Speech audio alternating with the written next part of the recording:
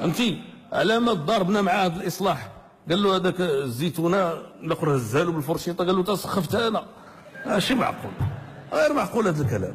حنا هذا الاصلاح تحملنا مسؤوليته في الحوار الاجتماعي، تحملنا مسؤوليته قدام الناس. جينا قلنا لهم اسيدي غنزيدوا عليكم في العدد ديال السنوات ديال العمل، غنزيدوا لكم في المساهمات ديالكم، غادي تبداو تاخذوا غادي ملي تخرجوا غتاخذوا اقل الى اخره واحد العدد ديال الاجراءات. علاش. فلما قبل الناس ذلك قال لك حيد السعبد الاله، خلي شي اخر، فهمتيني ولا لا، هو اللي يجي تحسب ليه. اسيدي انا دوزوا لي هذا التقاعد وخليو الشعب يتحاسب معايا، صافي. هذا الشيء اللي كاين. انا تنخاف الا ظلمت، تنخاف الا عصيت.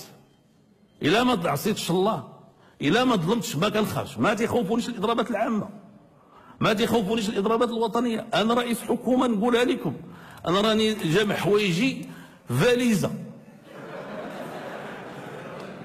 وتهداك الحوايج الله يسمح لكم فيهم، احنا فضينا.